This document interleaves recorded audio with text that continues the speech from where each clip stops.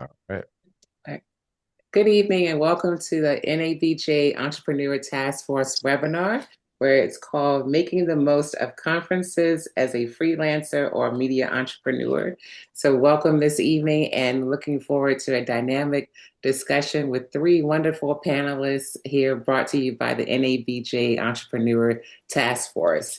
I would like to just let you know to definitely, we'll have a wonderful conversation, but want to ask to invite you invite you to join us online on Facebook, Instagram, and then later we'll ask you to maybe join our newsletter as well to just keep up with what we're doing with our task force. So we're looking forward to a great discussion that will last about 45 minutes. You'll have a chance to answer questions after the webinar. So please, while you're listening to our panelists, if you think of anything, we'll open the Zoom room, I guess you can say, to answer any questions you may have, directly to our panelists.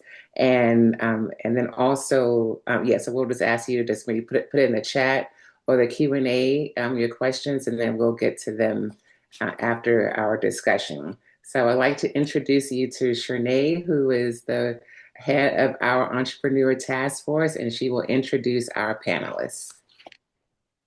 Thank you, Lisa. I'm really excited about this conversation because I was just speaking to someone yesterday and they said they don't go to NABJ because there's not a focus on entrepreneurship and business. And so we are really trying to change that through this task force. And the part of the reason why we wanted to have this conversation today was to talk about how you can maximize NABJ, whether you're a freelancer, you have a media company, whatever you have planned, you can definitely take advantage of NABJ. And so our panelists are going to get into all of that. And I will say after the conversation, please stick around because we're going to have something like a general meeting to go over NABJ, the panels that we have planned, and some other business we want to talk about as well. So make sure you stick around for the full day. But just to get into our panelists, we have Shana Black.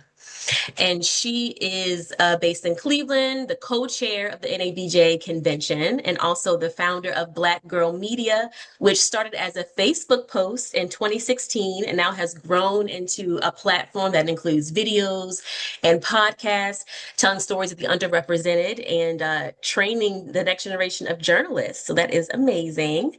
Can't wait to hear her insights. We also have Benét Wilson, who's the lead writer for Bankrate. She's a longtime freelancer, NABJ leader. She runs the Innovation Bubble for the NABJ convention, among other things, and has a long history of building her brand, the Aviation Queen. Also as a mentor to journalists as well. So wonderful to have you. And we have Melinda Emerson, who's known as the small biz lady, small business expert and coach, helping entrepreneurs across industries grow their businesses, sell themselves, put themselves out there. And she's been doing this for 25 years. And she started off as a TV news producer. So she has roots in journalism and can offer us incredible insights as well. So we are happy to have all three of you here. Thank you for having us. Yes. And Lisa, please take it away.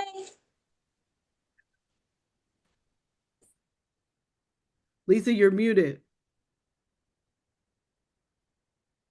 I'm sorry, thank you. Yeah, so I'm just excited to hear about everyone's journey because as an entrepreneur, we hear stories about how like the good and the bad. But first, I want to ask all three of you what inspired you to start your freelance or media business. And feel free to, Benét, you can. You're the first person I see on my screen, so I'll have you go first.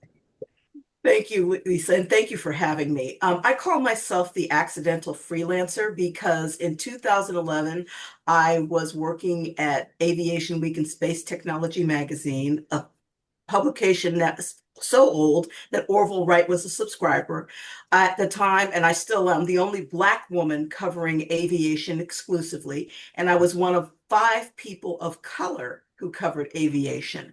And I got the notice that I was being laid off, and that happened. And I thought, okay, let's just take this money and see what happens. What happened was, as soon as it got out on social media, I had a freelance business because all of the competitors to Aviation Week, my phone was ringing off the hook. And I had work. I never even had to touch the very large severance that they gave me. That's a whole nother story. But I didn't have to touch that money because I had so much freelance work, and that has continued to this day. Excellent. Thank you. All right, and feel free, yeah, just jump in whenever you're like. Well, I'll go next. Oh, go ahead. Go ahead, Melinda. no, go ahead, Shana. So for me, it kind of found me as well, but I came from a different direction, and I was a teacher, like a school teacher and a high school assistant principal. And one day just decided I'm done suspending kids for a living, was gonna start a business, and in the meantime, just on my healing journey, decided to just start writing about and exploring Cleveland, which is where I'm based. And you know, by happenstance, I was hearing some kind of commercial on mainstream for an event, and I'm like, oh no, that's not whatever, whatever. And people didn't know about it. Like it wasn't on urban radio. And I realized that we're marketing differently here in Cleveland. So, these great, amazing parties or night outs may not be on urban radio, but they're on mainstream radio and vice versa. So we just started going places and telling people about what's out there because I just believe that the community if we don't know it's out there, we're going to lose our spaces. So we use it kind of as a um, backdoor to social justice and getting people active in the community so that we care about our community. And it just took off, and people were like, "How do we work with you? How do we join you? How do we?" And been doing it ever since. Excellent. And my story is interesting.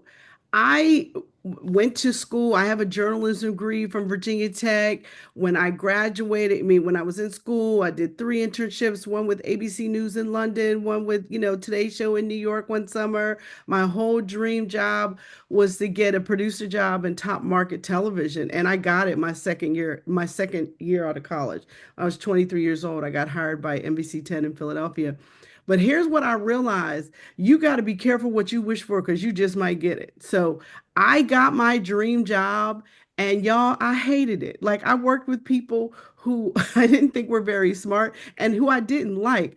And it was such a toxic culture that I looked around that newsroom and I was like, Lord, if I stay here, I'm gonna start acting like all these people in here. And the other thing I realized was that the level of assimilation that was required to be successful in that environment was the other thing I wasn't willing to do because they made it very clear if you didn't think like a 30-something white whale, you were not going to be successful. And I was like, you know what? Here's what I know. I can bet on me. And so when I was 26 years old, by that time I had defected across the street to the ABC station and then was the victim of black on black crime, which I won't even get into. But my point is that I realized that I could bet on me and I was willing to do that. But I had a laptop, a fax machine in a dream. And I went home and set up shop in my basement of my house.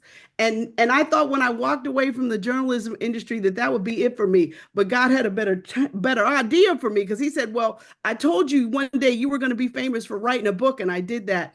And then I ended up as a freelance journalist for Entrepreneur Magazine and the New York Times You're the Boss blog, which I never would have thought, having gone into broadcast, that I would ever touch the most important newspaper in America, but I did. But that's because the skills that you learn as a journalist are transferable to any other industry you can imagine because people who are able to communicate effectively will always have a job. Yeah. Yeah, and well, thank you for sharing your story. So yes, that was awesome to hear. And but I wanted to know from one of you all, what was that first piece of content that kind of gained traction and said, you know what, this is yeah, I have something here. Was there one piece of content or an article that stood out that said, okay, look, I can really do this? I don't know that it was one piece of content in particular, but it was my blog. Like I started a blog in 2009 and I was blogging before, it was a thing everybody was doing. And the opportunities that came to me was because people like Entrepreneur told me, we read your blog for 1 year before we ever called you Mhm. because we wanted to see if your content and consistency was what we thought it was. And we tracked you for 1 year. So it was almost like my gift made room for me other places, but I had to do it for free first before somebody was willing to pay me to do it. And I think that's the difference. When you're a freelancer, you've got to demonstrate your work. You've got to demonstrate your expertise. You have to put those videos out there. You got to get on that podcast, right? And then you have no idea where your name is spoken in rooms you will never walk in, right? And so I think it's really about the great thing is we're all media now, right? You know, anybody could build a channel, build a YouTube, build a podcast, build what is it, Substack, you know, paid newsletters and stuff. People are getting paid doing that. And so there's lots of opportunities out here, but I think you just have to be willing to believe in your own talent first and then use that to leverage to get a paid opportunity.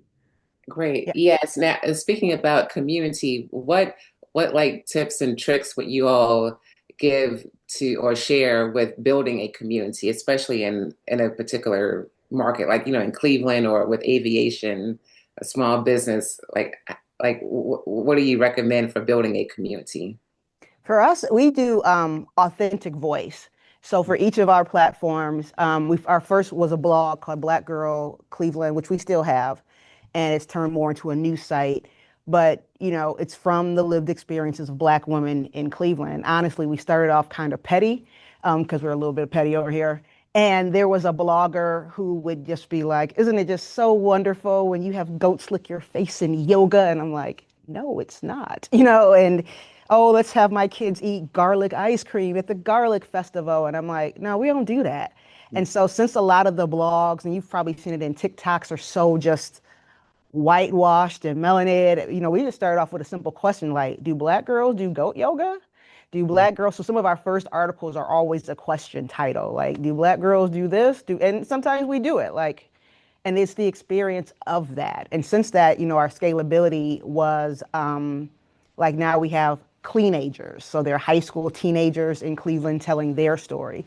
And so we just make it a point to bring authentic voices to tell our story through a lens, but also those folks know what's needed in the community. So it's not for me to go tell high schoolers, you need to cover this story because it's important. They already know the story. And so that was one of the ways that we've helped build our audience. Excellent. I would say having a brand. I learned this early on again by accident. I did not give give myself the name Aviation Queen. The industry gave it to me and I ran with it. It's my blog, it's all of my socials. I even have my license plate says Av Queen. My glasses on the side say Aviation Queen. So I live my brand and people know that. I was also an early adopter of social media as Aviation Queen, and that gave me access to people that I normally would not have had. They're like, oh, this Black girl with crazy glasses knows about aviation because I've been a geek since I was 6 years old. So that that's the type of things that just build on themselves and sustains a business. Yes.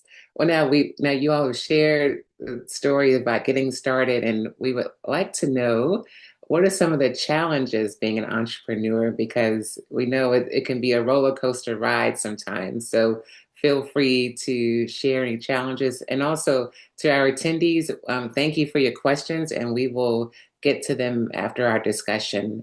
But please continue to ask questions in the chat. I'll go. For me, I think I did the opposite of Melinda. So I just quit my job in a blaze of glory, like I'm out. And so I didn't have any savings. So the idea of sweat equity and working for free, like an exposure, like, no, we need to feed folks. I got children to feed. And so it was the learning curve, because I had gone to media and majored in media, but like we spliced tape. That's how far back I go. So this new digital media was a little different, and not understanding the business angle of it. I'm still learning the business angle of it. And so just the idea that, people saying, hey, we'll give you tickets to this thing. Why don't you come write for us? We're really being extracted from because they want black faces in these places. But, a $7 ticket for me to do a story is not going to work. And because it started off as a hobby, like I didn't have those boundaries set. I had no idea about freelancing, we could talk about it later. Like I remember being in my first NABJ conference, like just crying just because I was so like there on fumes hoping for I don't know what, because you just don't know what you don't know. I would say the hardest thing about, making the switch to freelance and business was just figuring out all the things you didn't know about business. Like, having gone to school and got a broadcast journalism degree, I didn't know how to use Microsoft Word. I didn't know how to use Excel or PowerPoint. Like, there were things that other people knew how to do because they were in the business school, right? I didn't know how to do any of that stuff. And I had a mentor who used to let me like ask her secretary to do some stuff for me because I was that bad at it before I learned how to do it. And I think one of the biggest challenges when you first become an entrepreneur is pricing. How do you price yourself? And then how do you negotiate payment terms that don't have you out here 90 days waiting for a itty bitty little check, So I think that some of that stuff, there's like kind of a real steep learning curve around, when you cut your paycheck off and then all of a sudden you got to be out here killing for your dinner and you kind of don't know exactly how all that works, right? I knew how to do great stories, but do a proposal, get paid, send somebody my W-2, my 1099 to get paid, all that stuff was a whole learning curve. It was so much so that I felt like I had to study business like we study journalism, right? Because I was like, I had to understand this because there was so much stuff you could do to lose your shirt in business. It's not even funny. And so that's pretty much my story. That Yeah. tax bill, that first tax bill, I didn't know anything. I thought, oh, the check is here. Let me just deposit it. I knew nothing. And that first year when that tax bill came due, it was not pretty. I'm like, I'm used to getting a check. They take that out. I don't think about this. And, there were times when it was feast and then there was famine, and having to balance all that. They don't teach you that in journalism school. They just don't. So I had to learn the hard way. I have to give a shout out to Melinda because I started reading her content and learning how to do this. And it was a struggle, but I got it. But there are resources out there to help. So find those resources too. Yeah, and I'm glad you all brought up the business side of it because, and I would like to know, like when entrepreneurs begin this journey, give us maybe 3 or 4 people that they should have on their team, like an accountant, or just starting off to make sure that things kind of flow smoothly on the business side of being a freelancer or entrepreneur.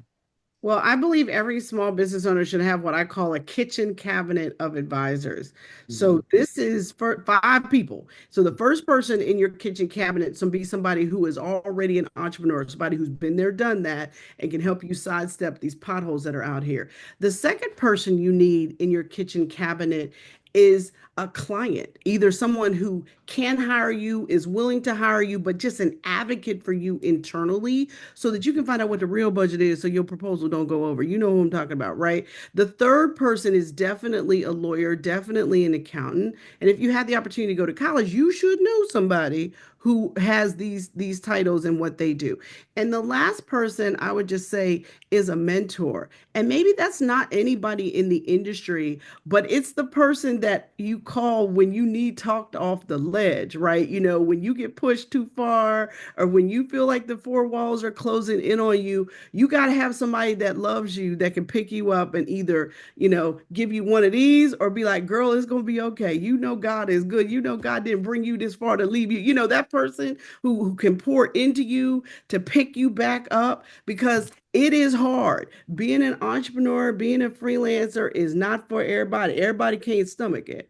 right? And so you've got to be really clear, and you have to make sure that your partner is bought in on this too. Because all of a sudden, if you think you're going to leave your full-time job and not have a conversation with your boo about that, you could wreck a marriage too. So just be thoughtful about how you communicate what your goals are and how you plan to pursue them, and make sure everybody's bought in, because an unsupportive spouse can kill a business faster than a bad marketing plan.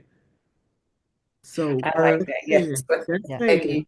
Can I add to that? And absolutely, and I've seen it both ways. Even if your spouse is supportive, because we talked about feast and famine. Sometimes those famines are longer than expected, and your spouse is like, "Look, look, look," and so that can be it strains your marriage or relationship. I'll add to that. I did a lot of those things, but I'll just add number one, don't be afraid to leave that group. So when I first started, just like Melinda said, I found an entrepreneur, and I started because I was like, oh, my friends got businesses. I'm gonna do what they doing. But they're all starting too. So they couldn't really help me. And Mm-mm. there's a person that like I remember sitting down with day one, like, you're an entrepreneur full time, tell me everything. And that person is probably still sitting in that space where I've kept going on. So like you got to keep changing your crew. We call our definitely a CPA, my CPA, love her to death. Like I remember there was a year I shut down, like I don't know taxes, just file an extension at the last minute. Like I'm April 15th, just like, please extend.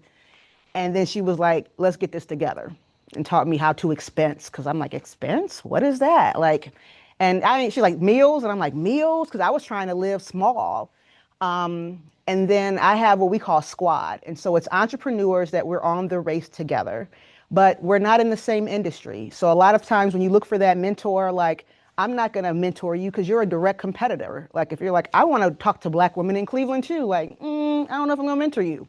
But like, can I call out to my friend in Atlanta to talk about something? But here locally, I have other business owners who we were all kind of in the same space, all hungry together. And that's that uplifting point, sharing TikToks and reels and, girl, whatever, you got this. I mean, just saying you got this for no reason. You got this, you got this, you got this, you got this.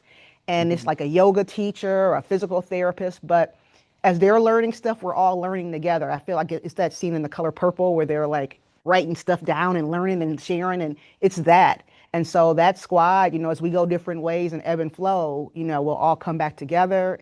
Or if I have a question, I can ask them about business, but they don't feel competitive because like I'm not going to be a personal trainer. And so, but definitely the lawyer. I had to get a trademark because someone was coming for our brand. So now we have a national trademark. And what I spend in like legal fees and my CPA, like that is your lifeline to keep you in business. Because you mess up on one of those, it's game over. Yeah.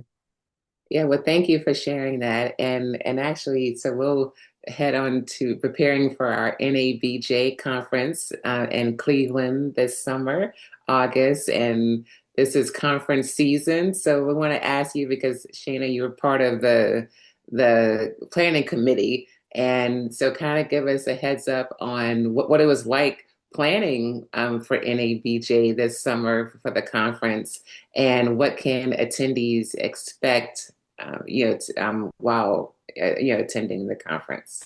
You will be pleasantly surprised about Cleveland. So, a lot of times people don't think about Cleveland. We have a lake. People don't know that. And I'm like a real lake, Lake Erie. But it's going to be a great time. It's going to be a great conference. You're going to be surprised at what you didn't know about Cleveland. I believe we have one of our opening night events at the Rock and Roll Hall of Fame. So check it out. Our last inductees, although the new inductees won't be in, which is Outkast and Salt and Pepper, Mary J. Blige got inducted in last year, and a lot of other folks. If you're someone that covers sports and things like that, you've probably been to Cleveland, or we've got all three sports teams. I think it's just going to be a good time. One of the things about conventions is, especially NABJ, who else comes that might not be on the slate. Mhm. And my first NABJ, I was Detroit, and I was just like, Bobby Brown's here? Like he didn't have a panel session, but he was there. And, people were at the restaurants and the bars and the other sessions. And, I think Rachel Hill is on this call. She was the first one to tell me like, you gotta go. And I couldn't find my place as an owner because I'm like, well, am I trying to work for USA Today? I don't think I'm trying to work for USA Today. I don't know, because it's a big career fair. But it's walkable. We're the second largest theater district in the country outside of New York. So, Broadway series shows and arts and culture. If you're willing to go out a little bit and maybe Uber, we got great museums. We've just got a lot of great things happening. And that's some of the content we're working on here at Black Girl is to make sure you guys know of all the cool things that are happening, where to go, and how to support folks. We're going to have Black businesses around. We're going to have some food trucks. So you'll be able to support local as well. Awesome. And so kind of take us behind the scenes with planning for the conference. Like how were some of the decisions made, as you all prepare for Yeah, so we've been real collaborative with everyone. So some of the programming and actually which like panels were chosen was handled by National. We're working with our visitors and convention folks, and they've been hand in hand with us since we found out it was coming. And since we did the pitch. So we pitched it after Detroit. We went to Detroit, pitched it the next year in Miami, and then have been focused on how to welcome folks. And Cleveland does big things. We do big events, RNC, Cavs Parade in 2016. So for them, it's kind of normal. We've got a great outdoor chandelier, the world's largest. I know it doesn't make sense, but we have one. Go take a picture there. And what we found is the community really wants to welcome you. So we get a lot of how can I be involved? How can I? So like folks can't wait to meet you all and welcome you all. And even, and it's not necessarily just Black folks, like the city is really ready to say, welcome to town. Ooh, awesome. Well, we're excited. So thank you for sharing that. And now as media entrepreneurs, what advice would any of you all give to navigate a conference like NABJ? And so just share with our attendees whatever you have. The first thing that I would say is, and don't get mad at me, but don't go to the exhibit hall because everyone is in there and they're trying to get in front of all of the people. I always tell people, look at the exhibitor list, see exactly who's coming, and start reaching out to them now. Ask them for breakfast or just to meet in the lobby or, after the booth is closed, because you're going to get more of their time and attention there than you're going to get them sitting behind a booth and they see lines depending on which one, but they're stay away from the convention hall. Do your homework. Start doing it now. See who's going to be there. Get their names, get their contact information, introduce yourself, make sure your LinkedIn profile is up to date, and just start that planning now. Agree. At any conference. I've been on both sides. So one of the things that freelancing has earned me was an opportunity to work for the Associated Press. And then I got to work their booth. And I learned how to conference like nobody's business. Like there are people who are merely there that maybe don't even register. Like there's a funder or maybe some big brand is just there because they know we're convening and they're just sitting in the lobby. So one of the things that I'll always do, like I don't know who to ask, is, hey guys, I'm going to such and such conference. Let me know if you'll be there or I'd love to connect. When you guys are boarding the flights to come, I'm headed to Cleveland. Other people should be like, I'm headed to Cleveland as well. And then you're scrolling the LinkedIn's or whatever space that you're on. But it's really, and also know what your goal is. So my first conference, I just went and I'm going to panels and talks and I just couldn't kind of find my flow. Like, am I supposed to be in this about, environmental science of reporting and weather? Like, I don't know. But now it's like, what is my goal and who do I need to meet? So if I know I want to get a deal with someone, then I need to find out what brands are coming, who's our sponsors, who's going to be on site.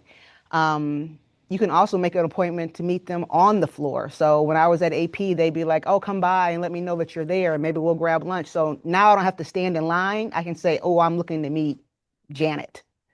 Yeah. Janet, hi, I'm Shane, and we've already connected on LinkedIn. I'm a business card person, a paper business card. I have a digital one, but you're just in my phone somewhere. But a paper business card, I will find in my pocket, in my bag, and be like, oh, I got to reach out. So I do like paper business cards for that reason, because otherwise I'm just scanning you and I may never come back to it. Um, but really have a plan. What is your goal? If you're looking to get more freelance opportunities, like I want to freelance for, I don't know, the AP or Essence or whoever's there. Or if you're like, I want to meet funders or I want to meet other folks that we can collab with, like what's your goal? And then who do you need to meet? And that's kind of how I approach any conference. And I'm also a big fan of walking with your one pager. A lot of times, particularly if you want to push up on brands, one of the biggest things that I'm known for is that, I have a brand, my Small Biz Lady brand reaches 1 million people online every week.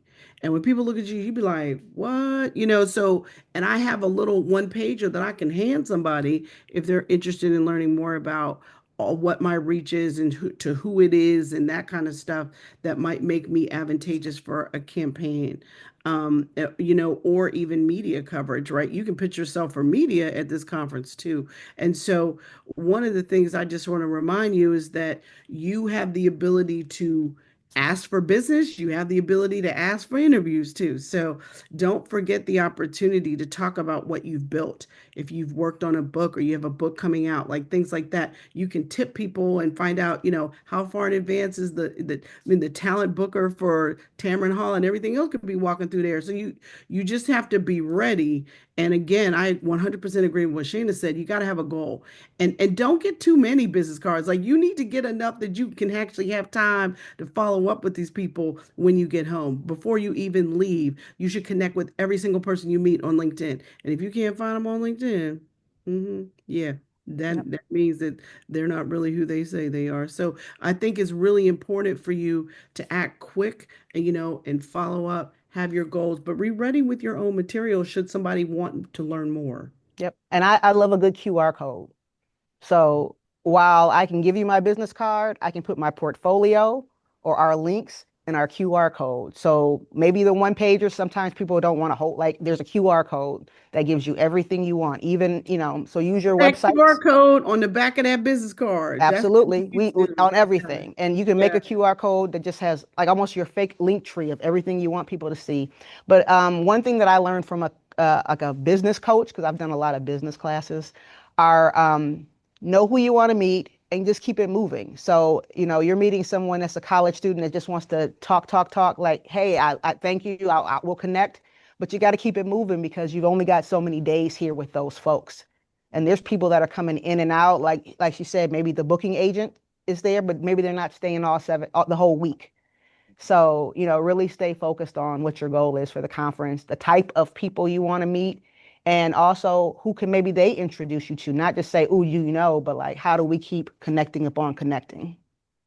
One other thing I would add is I have a stack of personal note cards. I take them with me. They are stamped and addressed. So when I meet someone at night after I go through my business cards, I put on the back where we met and what we talked about because I can't tell you what I had for dinner last night. But I can look at the back of that card. I can send them, I can write a little note, and then in the morning I drop it at the front desk. So when they get back, my note card is there. I love that. That's awesome. I love that advice. Yes, and that was very helpful information regarding conferences. Now, I would like to learn more about how do you pitch yourselves at a conference? You have the one pager, but as far as a conversation, how can you give us an example of how you would pitch yourself to someone? Go ahead. I think it's very important to have an elevator pitch, just like you would, in any other situation. And I have a simple method for you guys to do this. I do X for Y and I get Z results. So if you're a freelance journalist, let's just say if it was Benét, my name is Benét Wilson. I specialize in aviation and aerospace information, and my work has been seen XYZ places. I've worked for this one, this one, this one, and this one. Right. And that's what I always say. Like, if someone came up to me, I'm like, hi, I'm Melinda Emerson. I'm the small biz lady. I specialize in helping people start and grow successful businesses. I have a brand that reaches 1 million people online each week. That usually is like, whoa, then that gets them to ask you a question. You don't want to do a whole bunch of talking. You want to do more listening and talking, but you want to let them know why they need to pay attention to you very quickly. Yep. And I'll add, if you have a tagline for your business, I have a friend who runs the Houston Defender, and I can hear her introduce herself every time. So she'll say, "Hi, I'm so and so," and I'll be like, "Houston's leading," and that's how she says it. And it's not even my newspaper. So like, Black Girl, we tell your story, or we serve, underrepresented communities by doing this. But the other thing I'll add is it's not a get. So don't think that I need to talk to you because I want you to sign and give me $1 million before I leave here. Like, for me, it's about making friends. I call it making friends. And also, can I get the next call when we can go more in depth? So I just need you to know who I am and get to like the next step of things, kind of like the first base, second base. I just need to get to the second base or not strike out. And because a lot of times if you come in for the get, like, hey, I see that you have a budget for $2 million and I can use the $1 million, so you want to work with me? Like, ooh, no. So absolutely friend raise and make some friends, make some connections, because maybe they can't give you, but maybe you'll be able to give me later, or grant cycle. So, just don't come And in the too thing hot. about NABJ is the best network in the whole world, because I have to say, how I even got that job at NBC 10 in Philadelphia 28 years ago was because somebody who couldn't hire me in Chicago told somebody in Philadelphia about me. So do not sleep on who everybody else knows. It's not about necessarily even the person you're looking at, it's about the referral you could get. So it's always about the relationship, always. Excellent. Okay. Well, thank you again. I'm just learning so much, so I just really appreciate you all. And I know our attendees are, so I just can't thank you all enough for what you're sharing. Now with NABJ, we have panel discussions as well. So what advice would you give to entrepreneurs or freelancers who would like to be on a panel, or maybe, share their stories as a freelancer or media entrepreneur? And but as far as being on a panel at a conference like NABJ.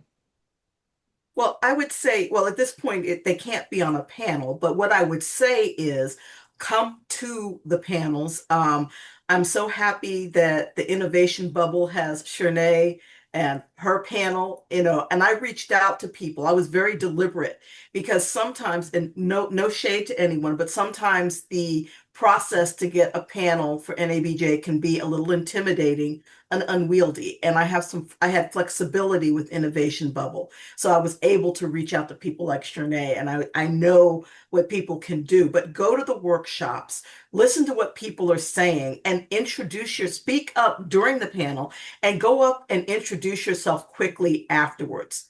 Get your business card. Can we talk later? Because there's always that line. It's why I always sit in the front. I can't see, but I also want to be the first one up there to talk to people.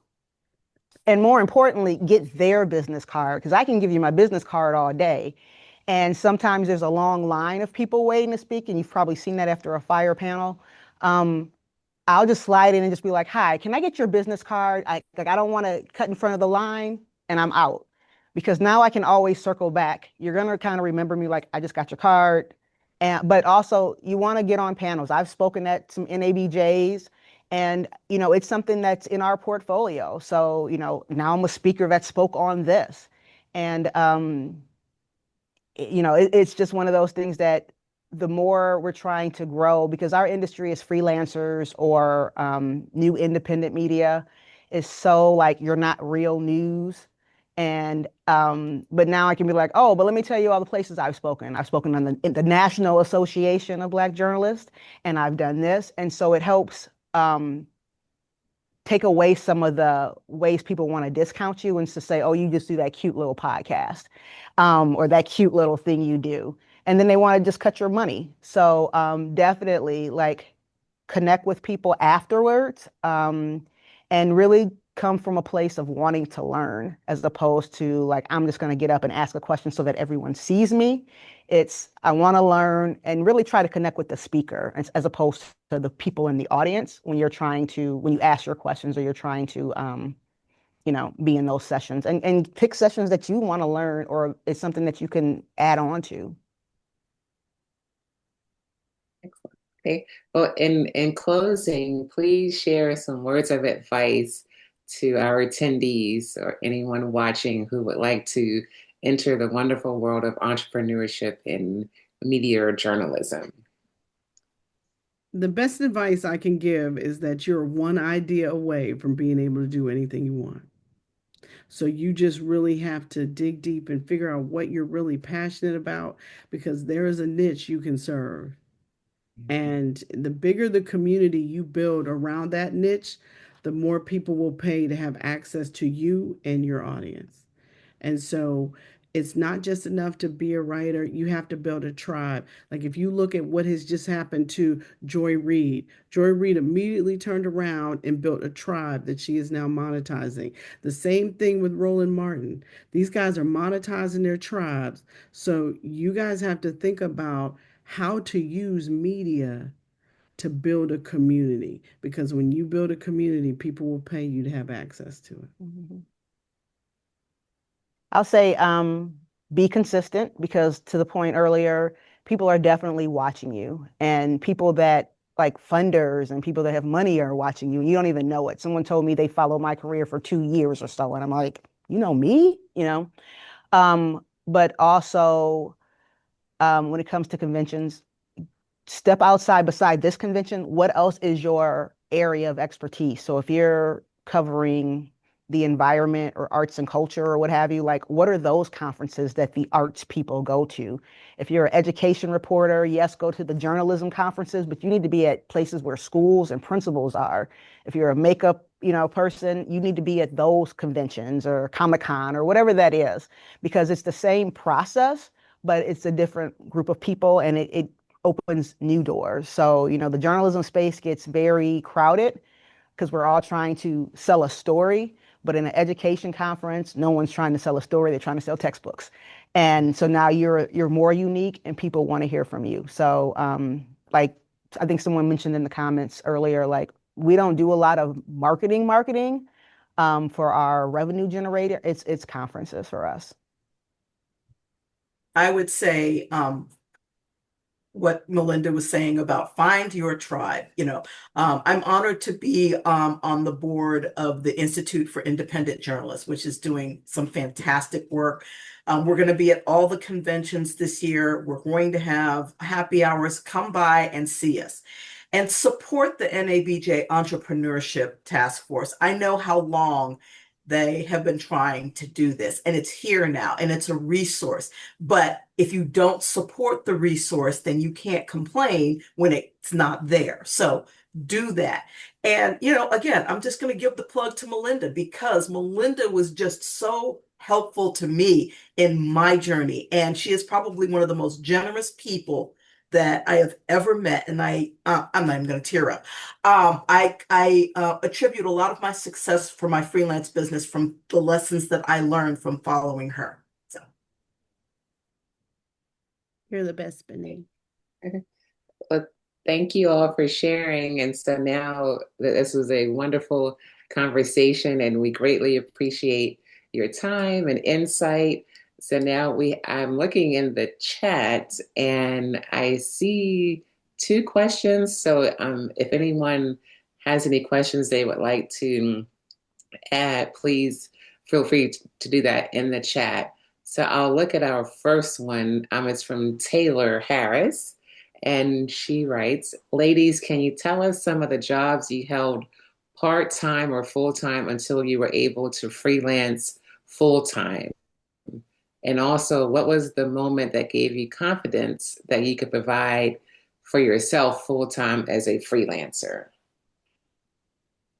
I'll leave it to anyone to answer. I don't know that it was confidence as much as it was absolutely necessary. Do you know what I'm saying? Like it was like, look, I have to make this happen because I have this little boy. And and in the process of building my business, I also had gotten divorced. So it was all on me. And so confidence is great, but mother necessity will make you get out here and do what you got to do. Um, I always had a video production company. So my video production company was what I did while I was building the Small Biz Lady band and writing my book, Become Your Own Boss in 12 months. So really, I just kept on kind of doing my other business until I could, afford to become Small Biz Lady full time. For me, it was trial and error. So there were times where I tried to be a substitute teacher, but I did not enjoy it because it was taking me away from the business. Like I would be sitting in a classroom, with third graders, like I could be doing something else, and like it just didn't work. And then, like I said, I even did a stint at the AP. And again, like the business brings me back. So if I was to take a part-time job, and when I think about taking part-time jobs, it can't interfere with the business at all. Because I think, when you talk about shaking your moneymaker, like that's my brain and the creativeness that we have, and I can't cloud that. So, and the same thing, like I'm a single mom, two kids. One's gone through college in this journey, and that's all God, because I don't know how we did that one. And she's now in media. But thank you. It is truly, it can't compete with my skill set. And so the squad that I talked about, like we end up working for each other. Like, come on, girl, I got like $500 for you to make sure that light bill stays on. Like you got to stay on the journey, or $50 here. Or my friends' small businesses will run an ad just because like they know that like we need it that day. But even when I think about it, some days like today is a low cash day. I'm like, maybe I work at a grocery store because it's not too much thinking involved and something that I can quit. Like, you know what, I'm done. I'm out. That I'm not going to have to worry about being on my resume because it's not going to make sense to be like, I've done this, work for this newsroom, and now Kroger. Like, you're going to be like, what the heck's going on? So it doesn't even list. So I always pick jobs that don't compete because I've had some companies that wanted to hire me, but they wanted, and they said flat out, we just want your audience. And I was like, ooh, and they were going to offer me something small, like a full-time job for like 30,000 because we just want your audience. And I was like, no, ma'am. So, something that's not going to take away from you or leverage you or want you to quit doing this because it's just that much easier. So that's my always advice for jobs. Mine was all journalism adjacent.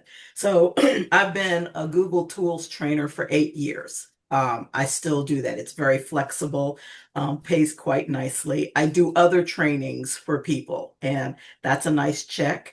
Anybody who knows me knows that I do resume reviews. I do the free ones for the journalist of color, but I stumbled on all the aviation people who wanted their resumes done. And so they subsidize the free stuff that I do. And I did retail for a while. I will not lie. It didn't last long, but I always have those lines out there because, like Melinda, when my business started taking off, I broke up with my partner and I had an 11-year-old who needed to be fed. So, you do what needs to be done. Yeah, and if I can add one more thing that I've done is find not necessarily even journalism adjacent, which was awesome. What is a job I can learn the next skill I need? So if I need to learn how to video edit, because I can't video edit, like maybe I'll take a job where I just need to learn that skill. And that's kind of one of the things I did. That's why I took the job at the AP, because like I felt unconfident about my grant writing ability. So let them pay me to learn how to write grants like them. And once I got it, like I don't work there anymore. But what's a skill that I need to learn that I can learn it to bring back into my business? So that's another way to approach a job. There's always teaching too. I mean, Yep. all of like I've had the opportunity to adjunct a couple times, or even there's programs where you can teach for non-academic institutions where you're teaching communication skills and writing skills and business skills and things like that. So there's always little things like that that pop up every now and again. And I might do one of those every now and again to Mhm. be charitable, frankly, but it's a way to get a little check every now and again. Yep. And I've even done DoorDash, so anything to pay the bills. Mhm. Listen, you gotta do what you gotta do, take care of your children. Well, we had a comment from Taisha Blake, who is the founder of the East Clevelander magazine, and she Also talks in Cleveland. Yeah, yes, exactly. So I'll ask this question, and then Allison Joyner, I'll ask you to unmute after the question is answered for you to ask your question as well. But Taisha spoke about the challenges of being an entrepreneur with advertising. So will someone please share their thoughts about advertising and being an media entrepreneur? You got to know your numbers. You got to know your audience. You know, the more data you have about your audience, the more you can demand. Like I will tell you, I won't even do a sponsored post or sponsored content for a brand under $5,000. You know why? Because I reach a million people online. And I can get that per tweet, per post, per anything. So, but again, it took me 12 years to build an audience where I could demand that, right? So you ain't gonna start like that. But the more you know, and I mean real demographics, I know that my audience is 70% women, 30% men. I know that 60% of my audience is existing entrepreneurs, 40% are people under 2 years, aspiring, side hustling, whatever, right?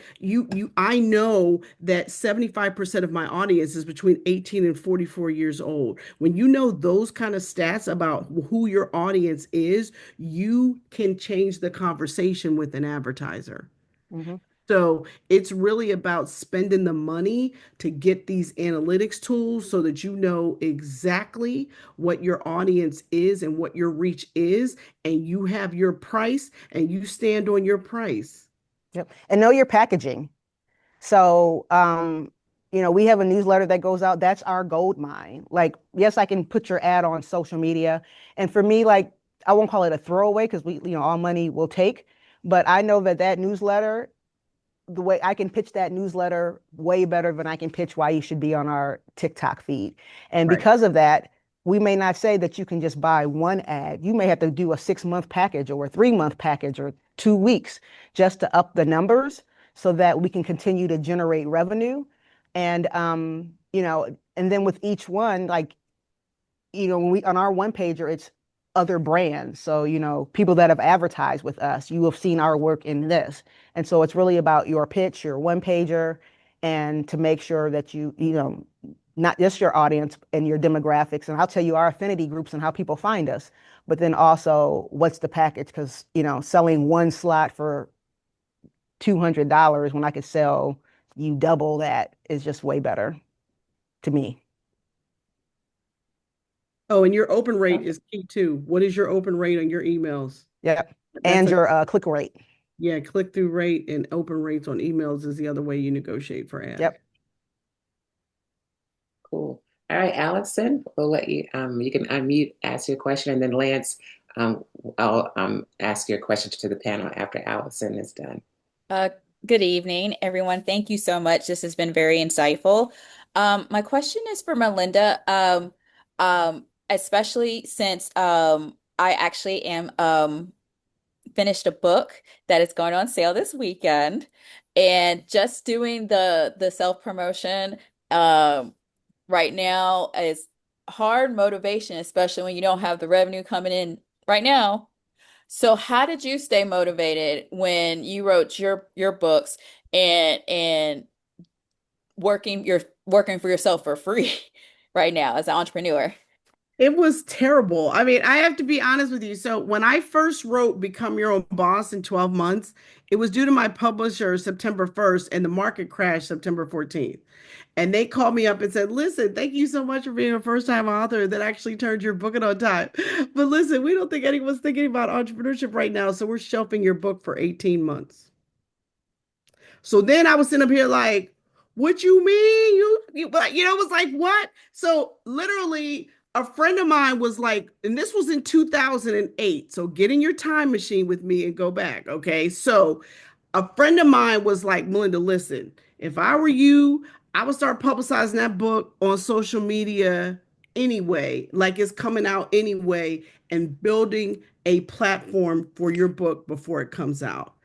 Now, that was a magical thing that was said to me, because how I even became the small biz lady, y'all, is because I could not get my name on Twitter. Some other Melinda Emerson had got to Twitter before me and had gotten my name. And I had to instantly come up with a nickname. Well, I became small biz lady, which we now know was the best branding thing that ever could have happened to me in life. But what I will tell you is, I, even with the last money I had, I hired a publicist to promote me and promote my book.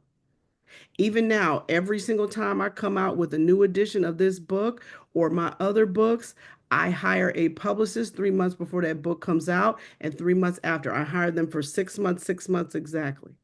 Now, you are a journalist, which means you know somebody who's a publicist. So you need to call and be bartering some services and get some help, right? Because if you do not have an audience before your book comes out, you will end up with 500 books in your garage. And I don't want that for you. So publicity is important. Getting on podcasts is important. I would tell anybody with a book coming out now, you need to try to get on as many podcasts as you possibly can. 100 is not too many. Okay. Podcasts is where books are getting sold right now. So that is my best advice. I mean, you got to hang in there. You got to do your hustles on the side to get your money to promote yourself and promote your book. But let me tell you something. If you wrote a good book, your gift will make room for you. I promise. I have a book now that's been in print for 15 years, 3 editions, 100,000 copies worldwide, that was delayed for 18 months. And the fact that it was delayed made me get my act together, because I ain't have none of this stuff I'm talking to you about. I didn't have no email list. I didn't have a following. I didn't become the small business lady till after I wrote that book.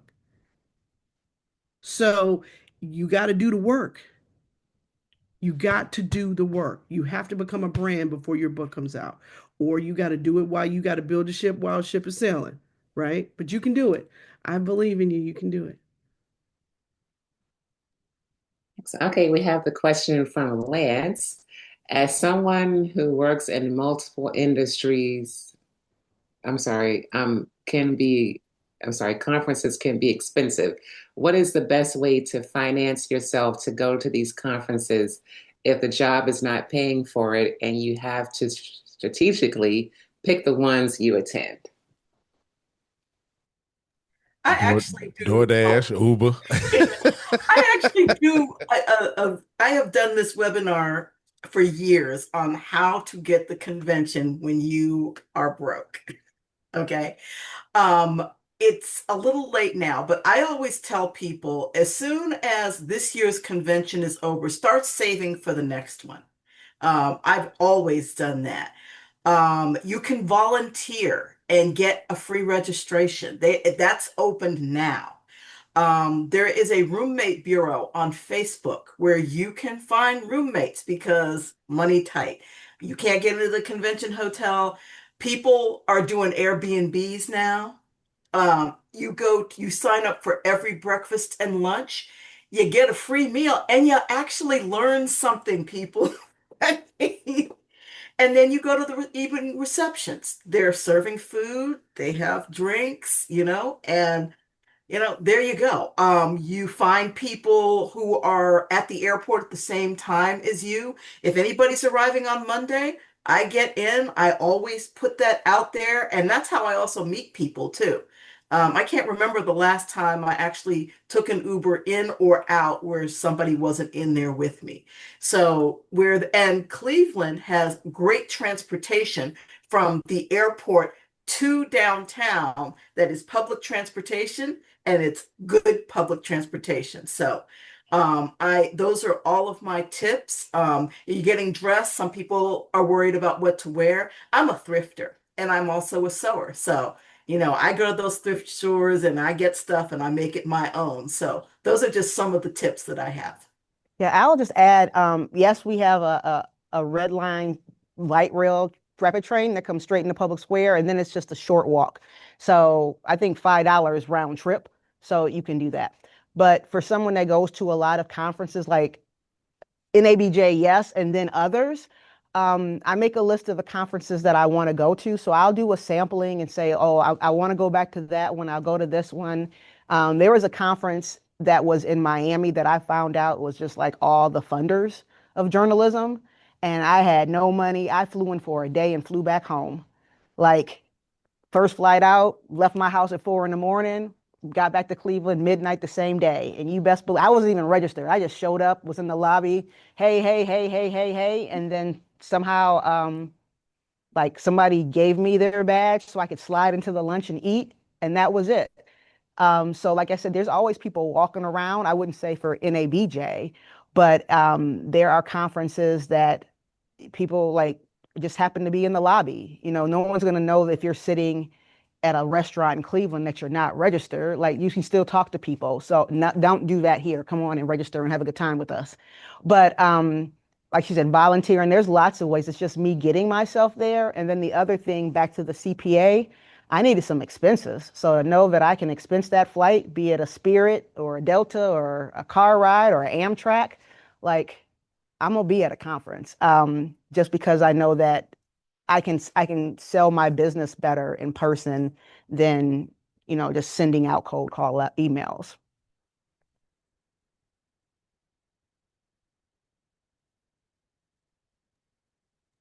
Oh, Lisa, you're muted. Okay, I'm sorry. Thank you. Would you please share the name of the conference, please, if you're able? Sure, I don't really want to. It's an invite only conference, so that's why I didn't get invited. Okay. But there's a lot of conferences. There's one called ComNet. I'll tell you that one.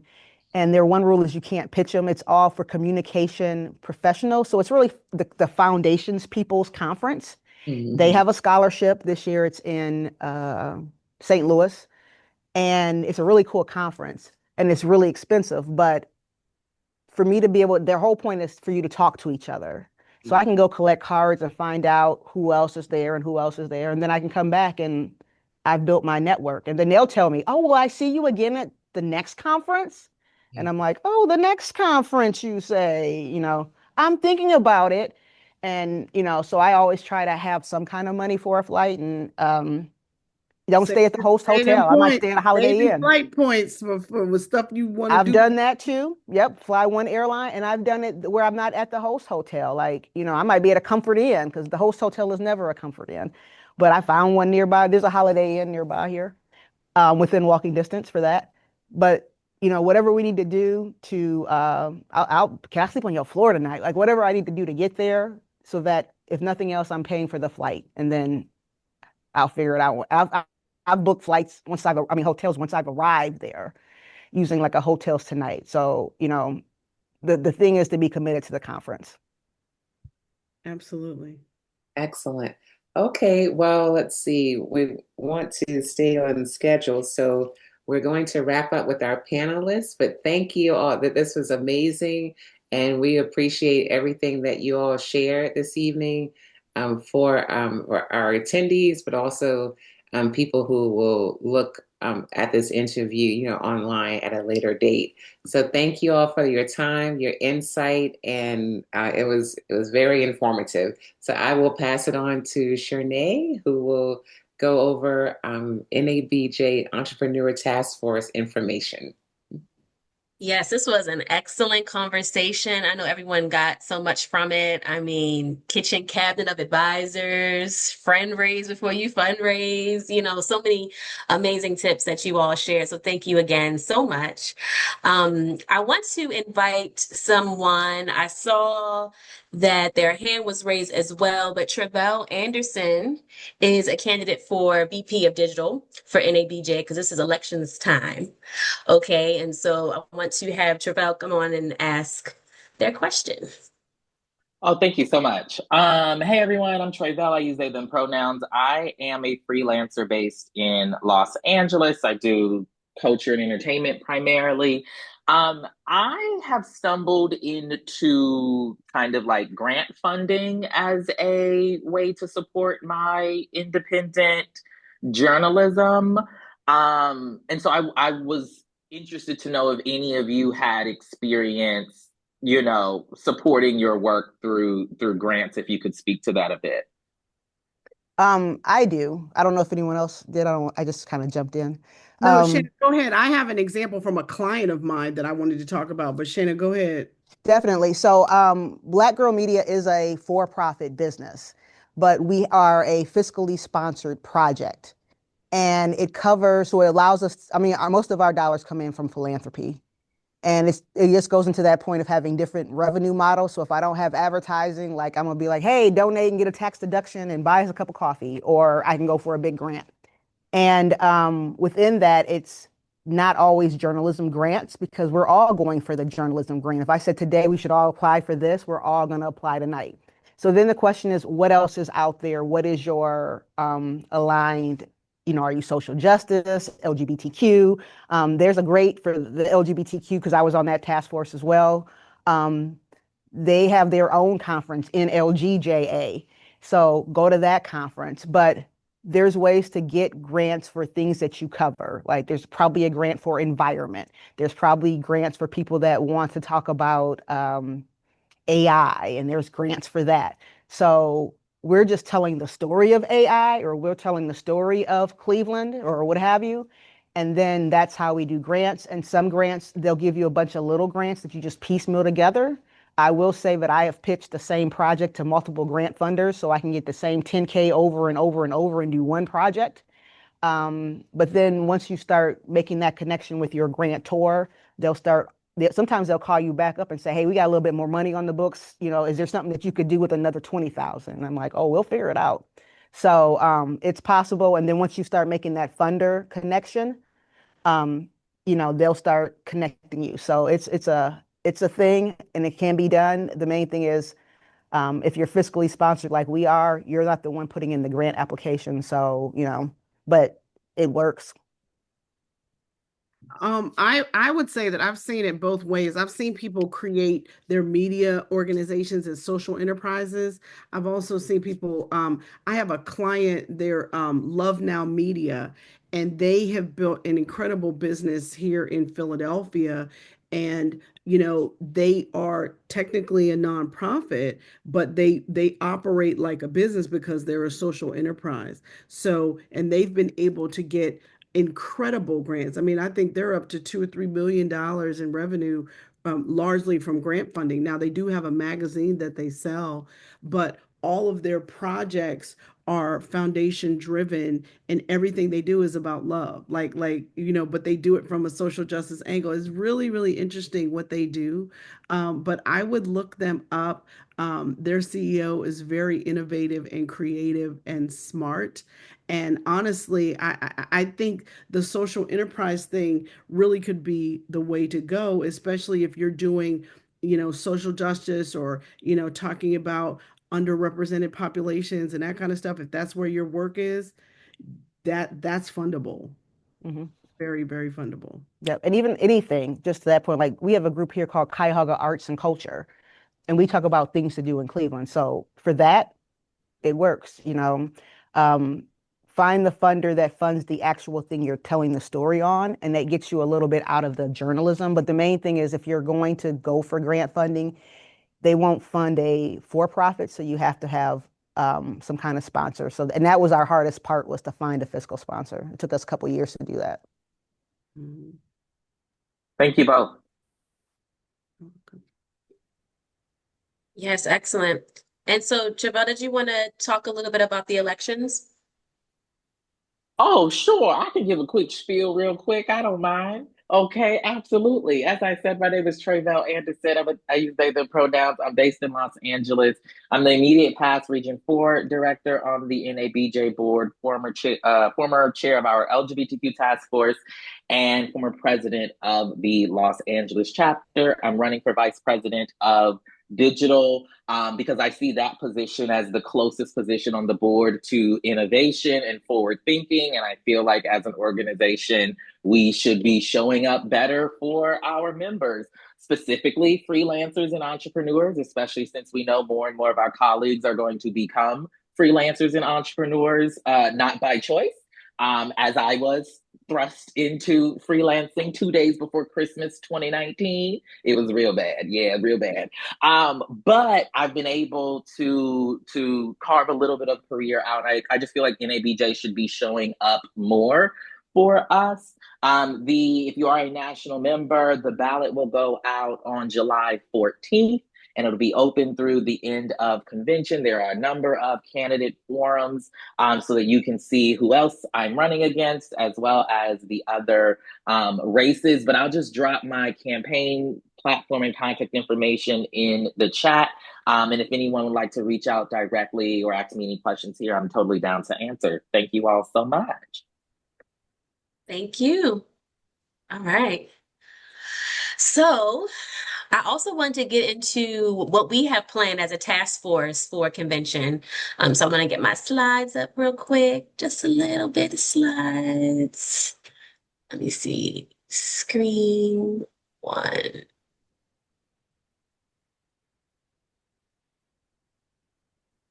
Okay. Can y'all see my slides?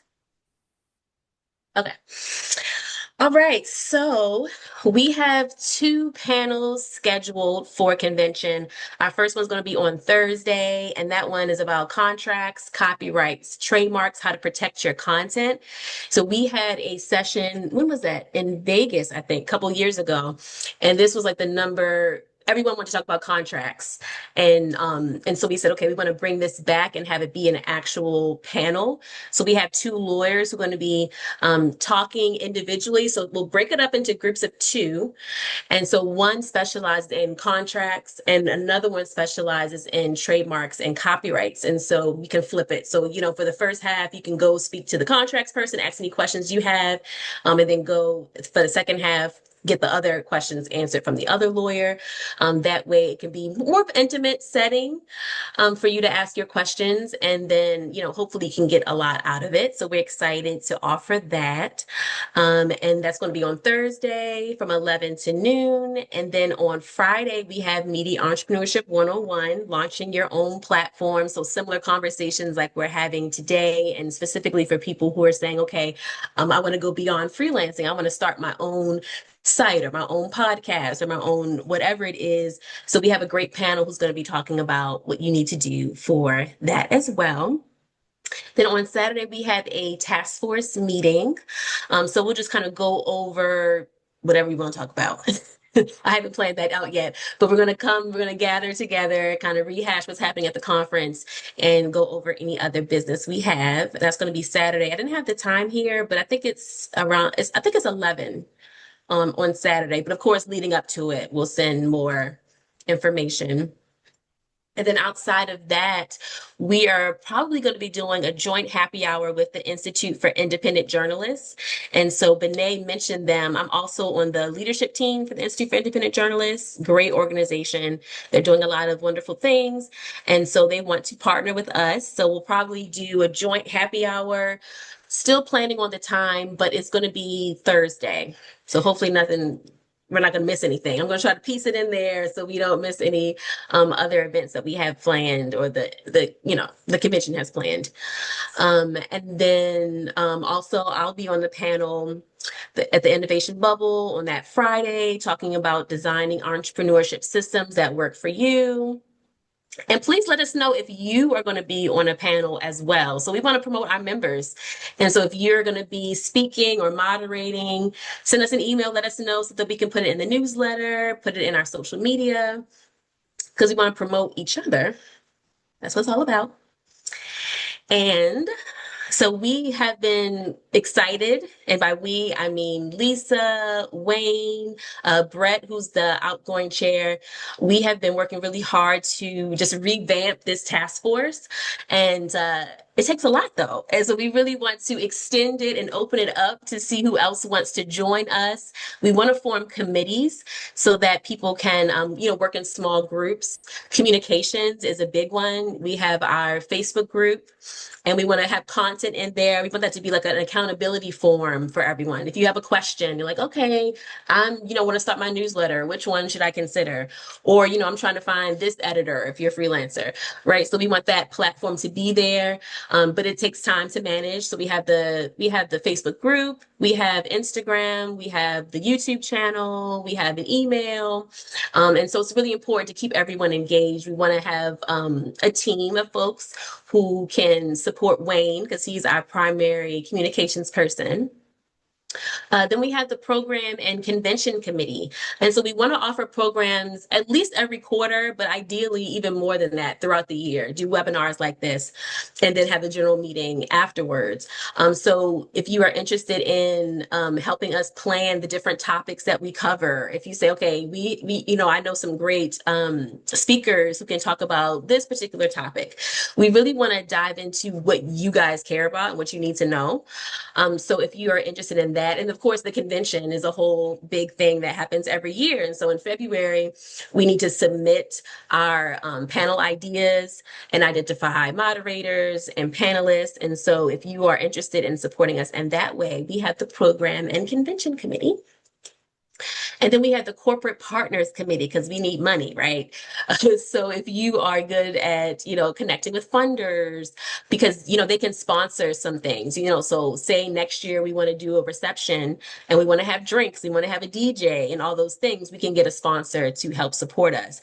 So if you are great with that and can connect us with potential sponsors and partners to continue our mission, that's your committee right there.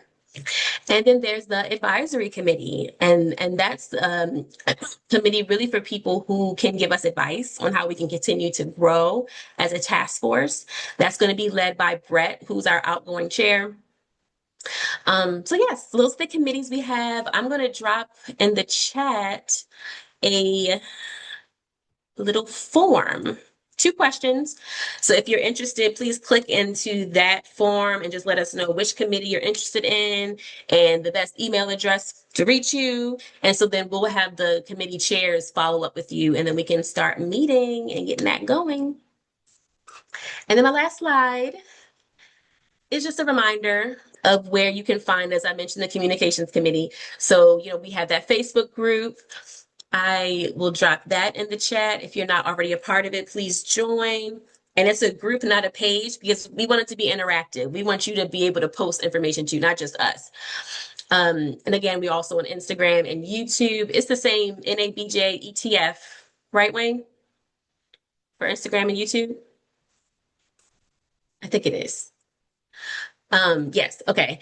And then our email list. So once a month, I want to send an update to let you know what we have planned. If we have a webinar coming up, there's some information, some tips. I want to send that out frequently. So make sure that you are part of that email list if you're not already. And then we have our emails here. So we have our main email, the NABJ Entrepreneurship Task Force, and that goes to the leadership team. If you have any questions, comments, or suggestions, please send it. And then I also have my email there as well. So yes. How we feeling? Any questions, comments, ideas? Can I Somebody want just to join the add something committee? real quick? If Yes, anyone please. comes in early, we are having our local chapter is having a golf outing. So if you're a golfer and you want to come in for the weekend on that August 2nd, come join us and let's play around. Well, that's fun. I don't know how to golf. So we're actually hosting a night as a fundraiser for our chapter next week to learn how to golf. So Oh, that's it's our smart. Yeah. second year doing it because people don't. And I feel like a lot of times we just sit at the front, but that's a great place to network. Oh, They yeah. say most deals are made on the golf course. And we'll Oh, probably have yes. an event. Black Girl Cleveland will probably have an event to help us do that too. So during the conference, let's stay in touch and I'll tell you guys where we can meet up. Absolutely. Yes. Yes, we are so excited to go to convention and connect in person with everyone. Please continue to stay in touch. And again, the Facebook group, join that, our all of our channels. Let's continue to support each other in business and in love. Okay. Thank you. Anybody else have anything they want to add before we wrap up? Okay. All right. Well, it was a Thank you, pleasure. everyone. Thank Have you a great all. night. Thank you all. Have a Bye. good evening. Bye. Bye.